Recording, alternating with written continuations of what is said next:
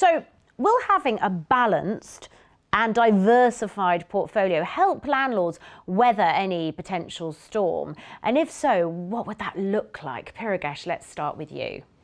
I think before getting into the question in particular depth, I think it's worth kind of looking at recent kind of corporate failures. We've had in recent times Monarch, the airline, we've had Maplin, we've had Toys R Us. Yes. These are huge organisations which have, for whatever reason, taken their eye off the ball and unfortunately resulted in bankruptcies, etc. Yeah. Now, you can apply that same thing to your property portfolio.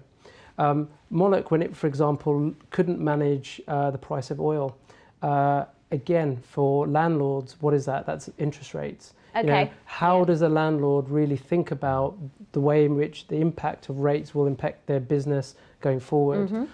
Equally, you know, Monarch had a situation where terrorism, something that you just wouldn't ordinarily think hit. Well, you wouldn't have done so many years ago necessarily, exactly, yeah. But certainly impact some of their most profitable routes. Now, that's scenario planning. That's thinking, what if an extreme leftist government came in? So it's like risk strategy. It's a risk strategy, and it's really starting to. So once you start to interplay all of those, then you can start to see, is my property portfolio balanced? Because once you run it through those scenarios, if, for example, you've got all your property in central London and they're all buy-to-lets, for example, what does that now look like if there's an issue in central London, or if licensing happens in London in a way that you don't expect? Yeah, right, okay. What if, so now you can start thinking geographically.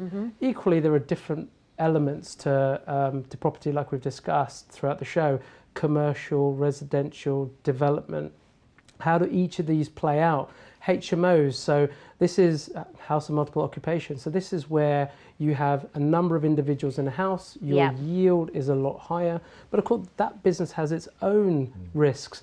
Institutional money coming in and creating these incredible units with cinemas and all. How do you compete as a landlord? So absolutely, balance is all about, but how do you know day one if I have balance? Well, I'll test it. I'll scenario test it for all the different things that we've talked about and the stuff we haven't thought about. Yes. That's the way you we see, because I really like that analogy, and it's a very interesting way of looking at it. But then, okay, so with Toys R Us you mentioned, perhaps with them it was just a case of the whole world changing around them, the market changing, people playing on video games more, not playing with toys as much, possibly, has been one reason cited in that. So maybe with property there are things you can't possibly predict as well.